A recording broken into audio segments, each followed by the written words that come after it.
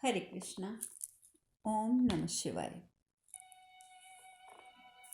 कल हमने कथा में बात करी थी एक और महादेव और भीलनी का विवाह संपन्न हो जाता है। वहीं दूसरी ओर मनसा जो कि चंद्रधर को अत्यधिक अत्यधिक परेशान कर देती है, एक सीमा पार कर देती है और उसके सभी पुत्रों की हत्या कर देती है। और वहीं एक महत्वपूर्ण घटना घटती है कि पूर्व जन्म के अनिरुद्ध और उषा का पुनर्मिलन होता है लक्ष्मी चंद्र और बेहुला के रूप में। बेहुला जब भोजन लेकर वहाँ पर उपस्थित होती है और लक्ष्मी चंद्र भोजन लेकर अपने भाइयों के पास पहुँचता है तो वहाँ अपने भाइयों को मृत देखता है। लेकिन ये क्या, वहाँ पर महादेव भी वैसे तो सब कुछ देख रहे हैं, लेकिन उस समय वो बेहाल हो जाता है। भोजन और जल उसके हाथों में रह जाता है क्योंकि उसके समक्ष उसके सभी भाई मृत पड़े थे। सभी भाई मृत पड़े थे। वो नहीं समझ पाता कि उसके भाइयों की मृत्यु कैसे हुई है और वो अपने घर की ओर वहाँ से निकल पड़ता है। महादेव ये सब कुछ देखकर व्यथित हैं, लेकिन वो कुछ करना नहीं चाहते। उसका भी पीछे कारण है जो हमें आगे जाकर ज्ञात होगा। वहीं दूसरी ओर भीलनी कहती है कि आप व्याकुल क्यों हो रहे हैं, व्याकुल क्यों हो रहे हैं। वैसे मैं आपसे इतना जानना चाहती हूँ कि मुझसे विवाह करके आप अपने कैलाश, अपनी पत्नी, अपने परिवार से दूर हो गए हैं। आपको कभी भी ये नहीं लगा कि आप जो कर रहे हैं वो उचित नहीं है? आपको कभी ऐसा नहीं लगा कि आप अपनी पत्नी, अपने परिवार, अपने कैलाश को छोड़ रहे हैं? कभी आपको ये नहीं लगा कि आप जो कर रहे हैं वो उचित नहीं, अनुचित है? महादेव कहते हैं नहीं भीलनी, मुझे कभी नहीं लगा कि अनुचित है, क्योंकि मेरी पत्नी तो तुम हो, तुम ही मेरा परिवार हो, तुम ही मेरी पूरक हो।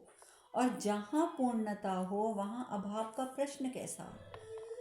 अभाव कैसे होगा जब मैं कह रहा हूँ कि तुम ही मेरी पत्नी हो, तुम ही मेरा परिवार हो, तुम ही मेरा कैलाश हो, तुम ही मेरी पूरक हो, तुमसे मुझे पूर्णता प्राप्त होती है। और जहाँ पूर्णता है वहाँ अभाव तो हो ही नहीं सकता। भिल्ली बहुत हैरान होती है, कहती हैं अर्थात आप प्रसन्न हैं? महादेव कहते हैं अवश्य अवश्य, मैं बहुत प्रसन्न हूँ, अत्यंत प्रसन्न हूँ। अनंत काल तक तुम मेरी संगनी बनकर मेरे साथ रहोगी तो मैं प्रसन्न क्यों नहीं होऊंगा। इससे बड़े सुख की अनुभूति तो मेरे जीवन में कोई हो ही नहीं सकती कि तुम युगों युगों के लिए मेरी संगनी हो। इससे बड़ा सुख मुझे और क्या प्राप्त हो सकता है। मैं अत्यधिक प्रसन्न हूँ। अब भीलनी जो हैं वो बहुत मनी मन में परेशान होती हैं। क्या करें भी तो क्या करें। भीलनी करे भी तो कर भी क्या सकती है। वो तो यही सोच के बैठी हुई है कि मैं एक भीलनी और महादेव अपने परिवार को छोड़कर मेरे से विवाह करके, और कैसे कह रहे हैं कि वो संतुष्ट हैं, वो सुखी हैं, और कैसे वो मुझे अपने संपूर्ण परिवार की संज्ञा दे रहे हैं। वो पुनः प्रश्न करती है महादेव से, पुनः कहती है किंतु क्या आपको दुख नहीं है कि आपने अपनी पत्नी पार्वती के साथ विश्वासघात किया है? आपको चिंता नहीं है कि आपका पूरा परिवार कैलाश में आपकी प्रतीक्षा कर रहा होगा? क्या आपको कोई अनुभूति नहीं हो रही? महादेव कहते हैं नहीं, कदापि नहीं। और महादेव तो सत्य ही कह रहे हैं। महादेव को अनुभूति क्यों होगी इस प्रकार की, जबकि वो जानते हैं कि माता पार्वती ही भीलनी है। वो ये भी जानते हैं कि उनका समस्त परिवार जानता है कि भीलनी के रूप में उनकी माता उपस्थित है, जिनके साथ उनके पिता विवाह कर रहे हैं या किया है विवाह। तो इसीलिए महादेव कहते हैं कि कदापि नहीं, मुझे कोई चिंता नहीं है, मुझे कोई अनुभूति नहीं है, मुझे कुछ महसूस नहीं हो रहा। भीलनी की आंखों से अश्रु निकल जाते हैं। अब तो अश्रुधारा बहने लग जाती है। नहीं, अब हमसे और सहन नहीं होगा, नहीं होगा, हमसे सहन नहीं होगा, कहते हुए जोर से चिल्ला पड़ती हैं, हम ही पार्वती हैं स्वामी। हमने भीलनी का रूप धारण किया था केवल आपकी परीक्षा लेने के लिए, केवल और केवल आपकी परीक्षा लेने के लिए हमने भीलनी का रूप धारण किया, और आपने हमारे विश्वास को पूर्ण रूप से खंडित कर दिया स्वामी, पूर्ण रूप से खंडित कर दिया। अब तो हम आपको स्वामी भी कैसे कहें।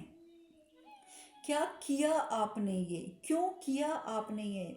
आपने हमारे विश्वास को तोड़ दिया, आपने सिद्ध कर दिया कि आप किसी भी भक्त के लिए हमारा त्याग कर सकते हैं। आप हमारा त्याग कर सकते हैं, अपनी पार्वती का आप त्याग कर सकते हैं। क्यों स्वामी, क्यों? क्यों किया आपने ये? परंतु ये सब सुनकर भी महादेव मुस्कुराते रहते हैं। हैरान हो जाती है भीलनी, आप मुस्कुरा रहे हैं जान कर भी कि हम आपकी पार्वती हैं, आप मुस्कुरा रहे हैं? महादेव कहते हैं हाँ, मैं मुस्कुरा रहा हूँ तुम्हारे भोलेपन पर, मैं मुस्कुरा रहा हूँ तुम्हारे सादगी पर। तुम्हें क्या लगा कि मुझे तुम्हारी वास्तविकता का ज्ञान नहीं है? पार्वती, मुझे तुम्हारी वास्तविकता सदैव ज्ञात रहती है। स्मरण करो, स्मरण करो तुम्हारी इस रूप में मैंने तुमसे जो कुछ कहा उसका स्मरण करो। अब माता पार्वती जब सही मन से स्मरण करने लगती हैं तो उन्हें एक एक बात याद आती है कि भीलनी के रूप में महादेव ने कितनी बार कैसी बातें करी हैं, और माता पार्वती के मन में उस समय ये आया भी कि कहीं स्वामी हमें पहचान तो नहीं गए। बहुत कुछ याद आ जाता है माता पार्वती को। महादेव कहते हैं पार्वती, मैं तुमसे प्रत्येक रूप में विवाह करूंगा, बारंबार विवाह करूंगा, क्योंकि तुम्हें वचन देना, उन वचनों के बंधन में बंधना मुझे अच्छा लगता है। तुम किसी भी रूप में मेरे समक्ष आओगी, मैं उस रूप में तुम्हें स्वीकार करूंगा, मैं उस रूप में स्वीकार तुम्हें करूंगा और तुम्हें उस रूप में स्वीकार करके तुमसे विवाह भी करूंगा और तुम्हें वचन भी दूंगा, क्योंकि बारंबार तुमसे विवाह करना, तुमसे वचनों में बंधना मुझे बहुत अच्छा लगता है। अब माता पार्वती चरणों में बैठ जाती है, मुझे क्षमा कर दीजिए स्वामी, मुझे क्षमा कर दीजिए। महादेव तुरंत उन्हें अपने हृदय से लगा लेते हैं। माता पार्वती कहती हैं कि स्वामी, आप कैसे हमें बारंबार क्षमा कर देते हैं? आपको हम पर कभी क्रोध नहीं आता, आप बार बार हमारी गलतियों के लिए हमें क्षमा कर देते हैं। महादेव कहते हैं क्षमा का तो प्रश्न ही कहाँ उठता है। क्षमा का प्रश्न तो तब उठेगा जब पार्वती, जब आदि शक्ति से कोई भूल होगी। क्या अब तुम मुझे मेरे साथ कैलाश जाने की अनुमति दोगी? अब माता पार्वती जब ये बात सुनती हैं तो उनकी आंखों के अश्रु जो होते हैं वो खुशी के अश्रुओं में परिवर्तित हो जाती हैं। खुश तो वो वैसे ही हैं, परंतु वो कहती हैं कि जी स्वामी, आपको अनुमति है, किंतु हमें नहीं, क्योंकि हम आपके साथ कैलाश नहीं जाएंगे। महादेव हैरान होते हैं, परंतु तुम कैलाश क्यों नहीं जाओगी? हमारे पुत्र हमारी प्रतीक्षा कर रहे हैं। माता पार्वती कहती है नहीं स्वामी, आप कैलाश जाइए, हमने आप पर संदेह किया है और इस वजह से हमारा मन कलुषित हो गया है। अब हम अपने मन को पुनः स्वच्छ करना चाहते हैं, हम उसके पश्चात कैलाश आएंगे। महादेव कहते हैं कि मन को पुनः स्वच्छ करने का एकमात्र तरीका होता है तपस्या। तुम तपस्या करो, लेकिन कैलाश में भी नहीं जाऊंगा। जब तक तुम तपस्या करोगी मैं भी तुम्हारे साथ कंदरा में उपस्थित रहूंगा। वचन जो दिया है तुम्हें कि कभी तुम्हें अकेला नहीं छोड़ूंगा। तो कोई बात नहीं पार्वती, तुम तपस्या करो, मैं तुम्हारे साथ रहूंगा और हम दोनों एक साथ कैलाश जाएंगे। और इस प्रकार से माता पार्वती तपस्या में बैठ जाती हैं और महादेव भी वहीं कंदरा में बैठ जाते हैं, क्योंकि वो माता को छोड़कर अकेला नहीं जाना चाहते। वहीं लक्ष्मी चंद्र जो हैं वो घर वापस आते हैं। चंद्रधन और उसकी पत्नी, उनको सबको पता चलता है कि किस प्रकार से उनके पुत्रों का वध कर दिया गया है। वो सब समझ जाते हैं कि ये मनसा ने किया है। वो दुख में विहल होते हैं। उनकी 6 की 6 पुत्र वधुएं जो कि विधवा हो गई थी, उनसे उनका दुख सहन नहीं होता। तभी वहाँ मनसा उपस्थित हो जाती है। देख लिया, देख लिया मेरी बात ना मानने का नतीजा, देख लिया ना क्या परिणाम निकला। तुम्हारा एक पुत्र जीवित है अभी चंद्रधर, एक पुत्र जीवित है, अंतिम अवसर है तुम्हारे पास, सोच लो, अन्यथा तुम्हें मुखाग्नि देने वाला भी कोई नहीं बचेगा। तुम्हारे मैं इस 7वें पुत्र का भी वध कर दूंगी। लक्ष्मी चंद्र कहते हैं, एकदम सामने आ जाते हैं। लक्ष्मी चंद्र कहते हैं अच्छा, तो तुमने मेरे भाइयों का वध किया है क्योंकि मेरे पिताजी ने तुम्हारी भक्ति स्वीकार नहीं करी, इसलिए? यदि ऐसा है ना तो तुम इसी क्षण मेरे प्राण ले लो, इसी क्षण मेरे प्राण भी ले लो। नहीं हो बचेगा कोई उनका पुत्र तो ना बचे, परंतु मेरे पिता अपनी भक्ति से पीछे नहीं हटेंगे। चंद्रधर जब अपने पुत्र के मुख से ऐसी बातें सुनते हैं तो वो कहते हैं देख लिया मनसा, देख लिया, मैं तो ये सोच रहा हूँ कि यदि तुमने मेरे पुत्रों को उनकी मृत्यु का कारण बता दिया होता ना तो उन्होंने सहर्ष अपने प्राण त्याग देने थे। उन्होंने तो तुम्हारे साथ कोई वो भी नहीं, संघर्ष भी नहीं करना था, तुमसे अपने आप को बचाने का प्रयास भी नहीं करना था। सहर्ष वो अपने प्राण त्याग देते, क्योंकि वो जानते हैं कि उनके पिता महादेव की भक्ति में लीन हैं और वो महादेव की भक्ति कदापि नहीं छोड़ेंगे। और जब वो अगर इस प्रकार से सोचकर अपने प्राण त्यागते तो उन्हें तो यही महसूस होता कि उनके जो जीवन है वो सार्थक सिद्ध हो गया। उनकी जो पत्नी होती है वो भी यही कहती है कि अपने पुत्रों के बिना हम जीवन यापन कर सकते हैं, हम अपने पुत्रों के बिना अपने जीवन की कल्पना कर सकते हैं, परंतु भक्ति छोड़कर कभी नहीं। भक्ति ही हमारा जीवन है। अब महादेवी सब कुछ देख रहे हैं, सब देख रहे हैं, लेकिन अभी भी वो शांत मन से सब देख रहे हैं लेकिन कुछ कर नहीं रहे हैं। अब मनसा और क्रोधित हो जाती है, और क्रोधित हो जाती है कि 6 पुत्रों का वध हो गया, मृत्यु हो गई, और चंद्रधर किस मिट्टी का बना है कि इसके ऊपर किसी बात का असर ही नहीं हो रहा। वहीं दूसरी ओर माता पार्वती जो तपस्या में लीन है, उसी कंदरा में महादेव भी हैं, वहीं ब्रह्मदेव उपस्थित हो जाते हैं। ब्रह्मदेव कहते हैं कि जो कुछ भी हो रहा है महादेव, आपको ये नहीं लगता कि अब आपको हस्तक्षेप करना चाहिए? आपको हस्तक्षेप करना चाहिए, क्योंकि मनसा जो कर रही है वो उचित नहीं है। मनसा आपकी मानस पुत्री है, उसे रोकने का दायित्व महादेव आपका है, तो आप उसे रोकिए। परंतु महादेव कहते हैं कि नहीं, जब तक पार्वती तपस्या में लीन है तब तक मैं इस कंदरा से बाहर नहीं आऊँगा, और मेरी अनुपस्थिति में लक्ष्मी चंद्र और बेहुला का मिलन का जो कार्य है वो गणेश को करना होगा। आप जानते ही हैं कि बेहुला को आशीर्वाद प्राप्त है कि वो सदा सुहागन रहेगी। तो इस प्रकार से अगर लक्ष्मी चंद्र और बेहुला का विवाह हो जाएगा तो लक्ष्मी चंद्र के ऊपर किसी भी प्रकार की आपदा मनसा के द्वारा नहीं आ पाएगी।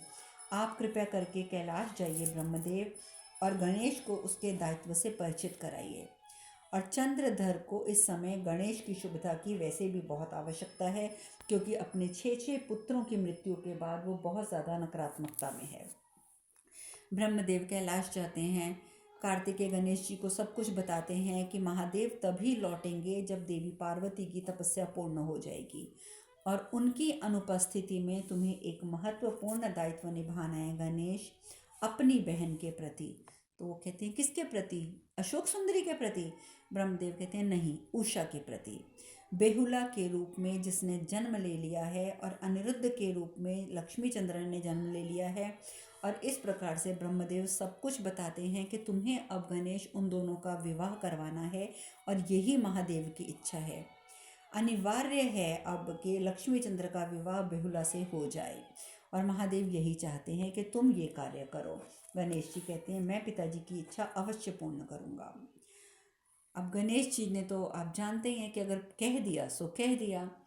अब वो पहुंच जाते हैं चंद्रधर के घर पे। चंद्रधर जो कि तपस्या में तो नहीं, महादेव की आराधना में लीन है, और महादेव से प्रार्थना करते हैं कि महादेव मेरा मार्गदर्शन कीजिए कि मैं अपने इस एक पुत्र की रक्षा कैसे करूं।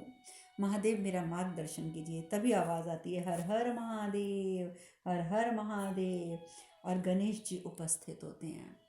गणेश जी उपस्थित होते हैं। गणेश जी कहते हैं कि कैसे हो चंद्रधर, कैसे हो? तो चंद्रधर बड़े हैरान होते हैं, कहते हैं क्या आप हमें जानते हो? आप जानते हो क्या हमें? कैसे जानते हो आप मुझे? गणेश जी कहते हैं मैं महादेव के सभी भक्तों को जानता हूँ चंद्रधर, सभी भक्तों को जानता हूँ। मैं ज्योतिषाचार्य गणेश हूँ। मैंने सुना है आपके पुत्रों के साथ जो कुछ हुआ। मैं जानता हूँ कि वो अत्यंत दुखदायी समाचार था जो मुझे भी प्राप्त हुआ, किंतु चंद्रधर, महादेव की भक्ति के लिए इतना बड़ा बलिदान क्या उचित है? तुम चाहते तो तुम मनसा की भक्ति कर सकते थे, तुमने क्यों उसकी भक्ति स्वीकार नहीं करी? कम से कम तुम्हारे पुत्र तो जीवित होते। चंद्रधर कहते हैं कमाल है, आप स्वयं महादेव के भक्त हैं, और एक भक्त होकर ये आप मुझसे कैसा प्रश्न कर रहे हैं? कैसा प्रश्न कर रहे हैं कि मैं अपनी भक्ति छोड़ दूं? गणेश जी कहते हैं परंतु मनसा तो बहुत क्रोधित है, बहुत क्रोधित है, और वो इस क्रोध में आपके 7वें पुत्र का भी वध कर सकती है। फिर भी चलिए, मैं ज्योतिष हूँ, मैं ग्रह नक्षत्रों की स्थिति देखकर बताता हूँ कि स्थिति क्या कहती है। अब वो अपना गण जानबूझ के अपनी पत्री निकालते हैं, पत्री देखने बैठ जाते हैं। फिर कहते हैं चंद्रधर, क्या तुम्हें याद है बेहुला जिससे तुम्हारे पुत्र की भेंट हुई थी जब वो व्यापार के लिए जा रहा था, जिसने भोजन बनाया था? तुम्हारे पुत्र ने इस घटना की चर्चा भी की थी तुम्हारे साथ। तो चंद्रधर कहते हैं हाँ हाँ मुझे याद है ज्योतिषाचार्य जी, मुझे पूरा याद है बेहुला के बारे में। तो वो कहते हैं कि फिर एक काम करो, आप बेहुला के घर जाओ, आप जानते हो कि बेहुला को महादेव और आदिशक्ति का वरदान प्राप्त है कि वो सदा सुहागन रहेगी, अर्थात जिससे भी बहुला विवाह करेगी उसकी अकाल मृत्यु नहीं होगी। भाग्यवान होगा वो जिसे बहुला अपने पति के रूप में चुनेगी। अब उपाय आपके समक्ष है। अब आप सोचिए कि आपने वो उपाय मानना है या नहीं मानना है, क्योंकि मैं तो सिर्फ इतना कहूँगा कि ये महादेव का एक संदेश है जो मैंने आप तक पहुँचा दिया है कि आपको अपने पुत्र का विवाह बेहुला से अब करना चाहिए। अब इस प्रकार से उनका मार्गदर्शन करके और गणेश जी वहीं बैठ जाते हैं। आप कहते हैं कि आप अपनी धर्म पत्नी के साथ विचार कर लीजिए और मुझे बताइए कि आप लोग क्या चाहते हैं। यहाँ गणेश जी ने मार्गदर्शन कर दिया चंद्रधर का। वहीं दूसरी ओर दिति मनसा को बहुत समझाती है, उसको उसके कृत्य की सूचना मिलती है कि किस प्रकार से उसने चंद्रधर के पुत्रों का वध कर दिया है। वो बहुत क्रोधित होती है, वो कहती है क्या ऐसी क्रूरता तुम्हें देवी के रूप में स्थापित कर पाएगी? ऐसी क्रूरता करने वाली को कोई देवी मानेगा क्या? हिंसा करके तुम पूजनीय बन सकती हो? ऐसे हिंसक देवी को कौन पूजा करेगा? क्या महादेव के प्रति ऐसा अनादर तुम्हें संसार में किसी प्रकार का सम्मान दिला पाएगा? सारी दुनिया यही कहेगी कि जो भगवान की ही इज्जत नहीं कर सकती, जो भगवान का ही आदर नहीं कर सकती, वो देवी बनने के लायक कहाँ से होगी? परंतु किसी प्रकार की किसी बात का असर मनसा पर नहीं होता। मनसा कहती है आपके महादेव ने मुझे चुनौती दी है। चुनौती तो दी थी पर परिधि निश्चित नहीं करी, ना ही मुझे कोई माध्यम बताया। चंद्रधर को परिवर्तित करने हेतु जो भी आवश्यक होगा मैं वो करूंगी। जिस हद तक मुझे जाना होगा मैं जाऊंगी, लेकिन अब चंद्रधर को मैं परिवर्तित करके रहूंगी। दीति कहती है इससे अच्छा तो खुद को परिवर्तित करने का प्रयास कर लो मनसा, खुद को परिवर्तित कर लो, सारी दुनिया परिवर्तित हो जाएगी। मनसा कहती है मेरे लिए विजय अत्यंत महत्वपूर्ण है, अत्यंत महत्वपूर्ण है ये विजय। चंद्रधर परिवर्तित होगा तो और लोगों का विश्वास भी मुझ पर होगा और लोग भी मेरी पूजा करेंगे। दीति मुस्कुराने लग जाती है। दीति कहती है मुझे विश्वास है कि ये सफलता तुम्हें कदापि प्राप्त नहीं होगी, कदापि प्राप्त नहीं होगी। और इस प्रकार से माता अदिति का आशीर्वाद कभी मनसा को प्राप्त नहीं होता है। वहीं दूसरी ओर गणेश जी और चंद्रधर की पत्नी लक्ष्मी चंद्र के साथ बेहुला के घर में पहुंच जाते हैं।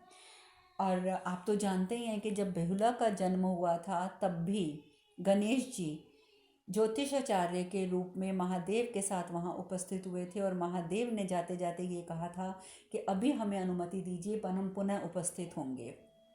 इसीलिए जैसे ही ज्योतिषाचार्य को देखते हैं बेहुला के माता पिता तो वो पहचान जाते हैं और फिर जो ज्योतिषाचार्य गणेश होते हैं वो बताते हैं कि भगवान की भी यही इच्छा है कि आपकी पुत्री का विवाह इनके पुत्र चंद्रधर के साथ हो।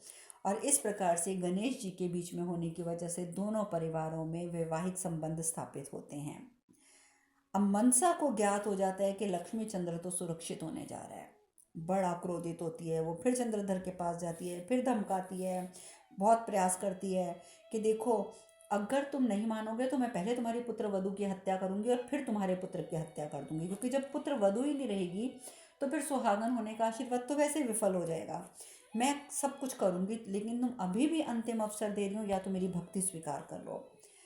लेकिन महादेव ये सब देख रहे होते हैं, कार्तिकेय जी भी देख रहे होते हैं। कार्तिकेय जी कहते हैं पिताजी पिछली बार अनिरुद्ध और उषा के विवाह के पश्चात जो कुछ हुआ था मैं उसे रोक नहीं सका था, किंतु पिताजी इस बार मैं उनके विवाह में कोई बाधा उत्पन्न नहीं होने दूंगा।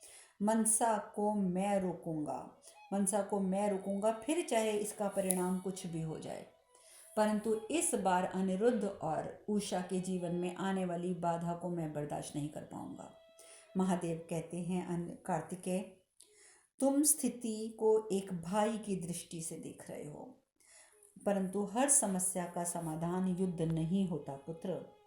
तुम्हें ये अन्याय लग रहा है, परंतु ये तो भक्ति की परीक्षा है, ये चंद्रधर की भी परीक्षा है, ये चंद्रधर की भक्ति की परीक्षा है, इसलिए तुम इसमें हस्तक्षेप मत करो, तुम निश्चिंत हो जाओ। मैं तुम्हें कह रहा हूँ कि चंद्रधर के पुत्र और पुत्रवधू को कुछ नहीं होगा। उधर लक्ष्मी चंद्र जो हैं वो बेहुला से मिलते हैं विवाह से पूर्व और सब कुछ बताते हैं कि देखो बेहुला, उस दिन मैं तुमसे जब भोजन लेके गया था तो इस प्रकार से मेरे 6 भाइयों का वध हो चुका था जब मैं वहाँ पहुँचा। और वो सब बताते हैं कि मनसा ने वध किया था और इसीलिए वध किया था कि मेरे पिता ने उसकी भक्ति स्वीकार नहीं करी थी, परंतु मैं तुम्हें किसी भी प्रकार से अंधकार में रखकर विवाह नहीं करना चाहता था, इसीलिए मैंने तुम्हें सब कुछ सत्य सत्य बता दिया है। पर उषा उषा में इस समय अभिमान उपस्थित होता है, यानी कि बेहुला में अभिमान उपस्थित हो जाता है। बेहुला कहती है आपको पता नहीं है मुझे वरदान प्राप्त है, मुझे वरदान प्राप्त है, आप बिल्कुल निश्चिंत हो जाइए, आपको चिंता करने की कोई आवश्यकता नहीं है, हमारा विवाह हो जाएगा तो कोई आपका कुछ नहीं बिगाड़ सकता, महादेव स्वयं भी नहीं बिगाड़ सकते, क्योंकि मुझे वरदान प्राप्त है। बेशक ये वरदान महादेव का है, लेकिन अब इस वरदान को कोई बदल नहीं सकता है, महादेव स्वयं भी नहीं बदल सकते। निश्चिंत हो जाइए, मेरी वजह से आप तो अमर हो गए, अमर। और अभिमान में आके इस प्रकार की बातें करने लग जाती हैं बेहुला भी। महादेव को अच्छा नहीं लगता, क्योंकि आप जानते हैं कि पूर्व जन्म में उषा महादेव की अनन्य भक्त थी। भक्त तो वो इस जन्म में भी है, परंतु इस जन्म में वही बात हो जाती है ना कि कई बार वरदान जो होता है व्यक्ति में अभिमान भर देता है, तो वही अभिमान बेहुला के शब्दों में भी उपस्थित था। लक्ष्मी चंद्र कहते हैं नहीं बेहुला, मैं मनसा को कोई अवसर देना नहीं चाहता, मुझे सुनिश्चित करना होगा कि बेहुला तुमको, मतलब तुम्हें कोई वो क्षति ना पहुंचा पाए। अब कार्तिकेय और महादेव सुन रहे हैं। कार्तिकेय जी कहते हैं पिताजी, बेहुला को अभिमान हो गया है वरदान का और लक्ष्मी चंद्र भयभीत हैं, और उसको सबसे बड़ी बात मुझे ये लग रही है कि लक्ष्मी चंद्र को तो भक्ति में भी संदेह हो रहा है, जो उचित नहीं है। महादेव कहते हैं जहाँ भय है वहाँ भक्ति तो है ही नहीं, जहाँ संदेह है वहाँ शांति है ही नहीं, जहाँ संशय है वहाँ संतोष है ही नहीं, जहाँ कलुष है वहाँ कृपा है ही नहीं, जहाँ इनकार है वहाँ शिवाद है ही नहीं, और जहाँ विभ्रम हो वहाँ पर तो वरदान है ही नहीं। ये बातें तो अब बेहुला को भी समझनी होंगी और लक्ष्मी चंद्र को भी समझनी होंगी। अब लक्ष्मी चंद्र जो होते हैं वो अपने मन ही मन में कुछ निर्णय लेते हैं, अपने माता पिता के पास जाते हैं और कहते हैं कि पिताजी, विवाह के उपरांत मैं और बेहुला एक अलग निवास स्थान पर विनिवास करेंगे, वो भी तब यदि आपको कोई आपत्ति ना हो तो चंद्रधर कहते हैं नहीं पुत्र, हम तो सिर्फ इतना चाहते हैं कि तुम और हमारे पुत्र वधु सुरक्षित रहो। यदि तुम्हें लगता है कि किसी और जगह पर निवास करने से तुम दोनों सुरक्षित रह सकते हो तो बेशक तुम वहाँ निवास करो, हमें कोई आपत्ति नहीं है। तो लक्ष्मी चंद्र कहते हैं तो फिर पिताजी, आपके जो सबसे बड़े शिल्पकार हैं आप उन्हें बुलाइए, मैं उनसे एक नया महल बनवाना चाहता हूँ, एक नया भवन बनवाना चाहता हूँ जिसमें मैं और बेहुला रहेंगे। शिल्पकार आते हैं, लक्ष्मी चंद्र उन्हें सब कुछ समझाते हैं कि मुझे इस तरीके का निर्माण चाहिए, भवन का निर्माण चाहिए। इतना स्मरण रखिएगा कि निवास स्थान ऐसा होना चाहिए जो अभेद्य हो, जिसमें किसी पशु पक्षी के आने के लिए कोई स्थान ना हो, विशेषकर किसी सर्प के आने का भी संभावना ना हो। शिल्पकार कहते हैं कि मैं हर संभव प्रयास करूँगा, और इतना सुंदर वो भवन बनाते हैं जिसकी कोई हद नहीं है, अभेद्य भवन जिसमें कि एक चींटी तक प्रवेश नहीं कर सकती। मनसा जो होती है वो अत्यंत क्रोधित हो जाती है, वो वहाँ पहुँच जाती है, जाने लगती है। पहले तो वासुकी उसे रोकने का प्रयास करते हैं। वासुकी कहते हैं मनसा, मैंने तुम्हें नागलोक के उद्धार के लिए मांगा था, परंतु तुम्हारे कृत्य तो नागलोकों को का और ज़्यादा उसकी जो है उसको लज्जित कर रहे हैं। मैंने तो उद्धार चाहा था, परंतु तुम तो नागलोक को लज्जित कर रही हो। स्मरण रहे, उषा और अनिरुद्ध के विवाह में मेरी इच्छा हुई थी कि मैं तुम्हें प्राप्त करूं। यदि मैं उषा और अनिरुद्ध के विवाह में ना जाता तो शायद मैं तुम्हारी मांग ही ना करता।